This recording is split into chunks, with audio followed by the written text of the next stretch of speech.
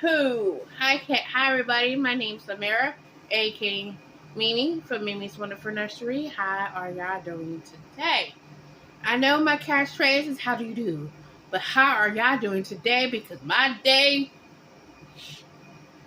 if you watched the video before, you probably would know. I did a blooper, deleted the video. Today's been like a trying day. Some days you should just stay home and don't go nowhere. But you push yourself to, and you're like, what the hell did I do that for? Those was one of those days.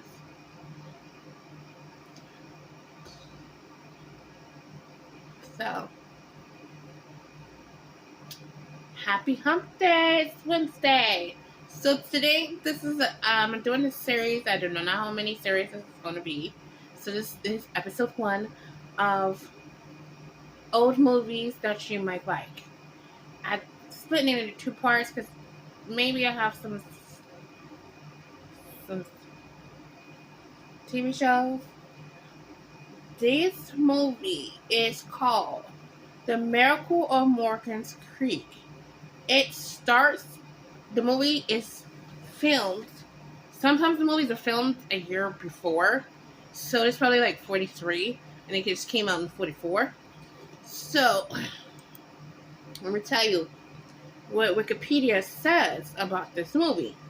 It says The Miracle on Morgan's Creek is a 1944 American screwball comedy film written and directed by Preston Sturges, starred Eddie Bracken and Betty Hutton, and featured Diana Lane, William Durmston, Porter Hall, Brian Donlevy, and Akim Turf, I can't say his name, reprised the roles from the struggling 1944 The Great McKinty.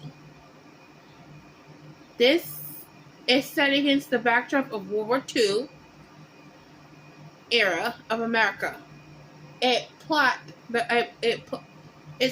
follows a wayward young woman who, after attending a party with a soldier in her small town, awakens to find herself married and pregnant with no memory of her new suitor identity. First of all, she didn't wake up. Oh, kinda, she did. She was out with the boy that likes her. She had a boy that likes her, and to get her dad's house, she canoodled with him to go to that party, which she wanted to get drunk and married and pregnant by somebody she don't even know. And she came up with the name Ratsky. And they came up with the name Eggnog. So she don't remember, and then she finds out she's pregnant. Shucks they developed the idea of this film in the late 1930s and wrote both Hutton and his roles with the actors in mind. So he wrote this play and the idea of the people that played the role.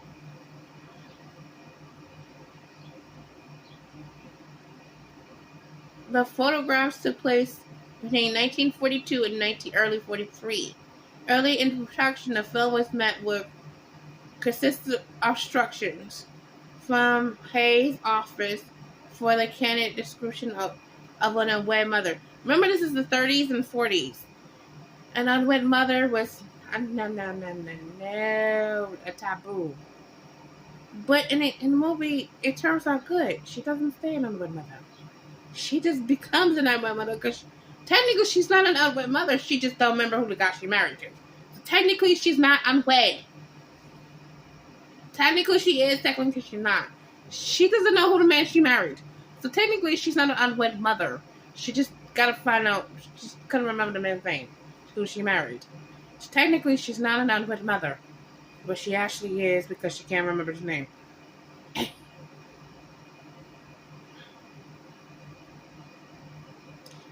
It's on World War II, so they was like, no, it's against the United States War Department felt maybe a potential unflattering.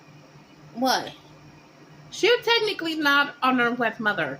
She just couldn't remember the man she married's name.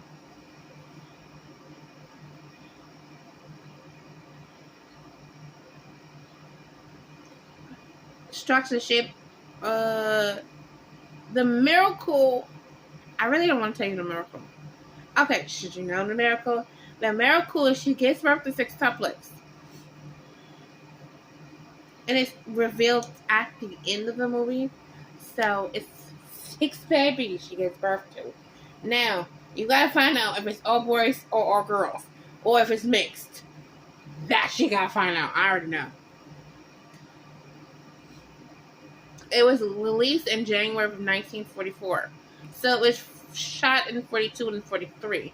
It's shot in parts because you gotta understand, it's the wartime.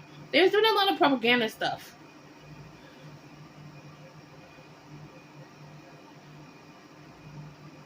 But it was praised. It was clear praise at time of release, and it continues to receive generally positive representations of modern views. It was nominated for 1945 Academy Award for Best On-Screen Original Screenplay. In 2021, it was selected for preservation in the United States National Film Registry by the Library of Congress as being critically, historical, or authentically significant, and it's ranked 54 on the American Film Institution of 100 Years, 100 Lives list on the top 100 funniest film history. This movie is really funny. It's funny. It's romantic and it's funny. It'll have you in stitches. I found it on Amazon Prime Video, but you have to rent it. For 30 days, it's $3.99. But if you want to buy it, it's $12.99. Now, I'm going to buy it. So, I'm waiting to get my paycheck on Friday. I'm buying that because I like this movie. It's funny. It's romantic. If you want to find out what happened to her and the boy, oh my god, that's why it's so romantic. You gotta watch that. Okay, the character's name Betty Hutton plays Trudy Cockenlocken. It's Cockenlocker. Cockenlocker. Is the daughter of a town constable. Oh, he was a constable. I was like, what? He was a constable of Morgan's Creek. Against her father's orders, she attends a welfare party for the group of soldiers, at which she hits her head on a chandelier. I gotta watch this movie again. On a chandelier while dancing. The next morning, Trudy is in a daze and slowly begins to recall the previous night's events. She had married a soldier but cannot remember his name, except that it had started with a Z and it had a Z in it. She couldn't remember his name, but she knew it had a Z in it. Like Ratsky or Zatsky. She believes that she and the groom had used fake names, so she doesn't know how to get in touch with him and cannot remember what he looks like. She does not have a marriage license. That's why it's iffy where she's married or not. Because, And then later on she finds out she's pregnant. She learns that she became pregnant that night as well. Norval Jones, which is, what's his name?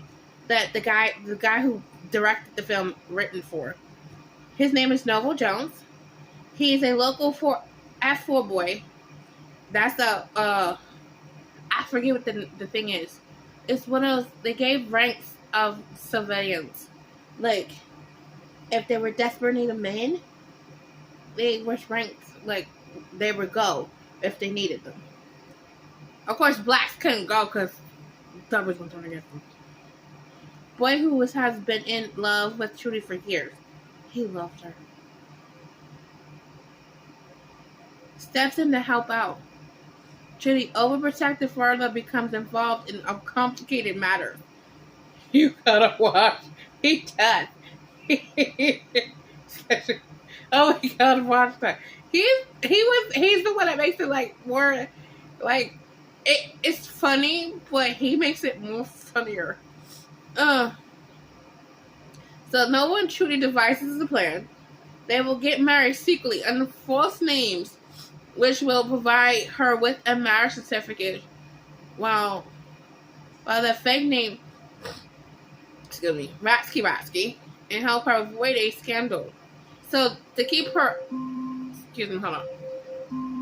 Okay, sorry about that. I gotta check on rice. I have to cook it. So yes, that's she's got married, but no marriage license. She don't know where she got married. She don't know who the guy is. So for her, because she's pregnant, so eventually you're gonna start showing, and she can't really prove that she's married because she doesn't have a marriage license. So it's noble of him to prove that she won't be a fallen woman, as they used back then. They devised a plan for her to get a license, saying so she won't be a fallen woman when she's married. She's technically married, but there's no license. So this is where it goes wrong. So at the rush ceremony, Noah wears a WW Doughboys uniform. I don't know what a doughboy is. As frazzled, they were freaking nervous. They were nervous. I did find it on this website, but I couldn't get the sound.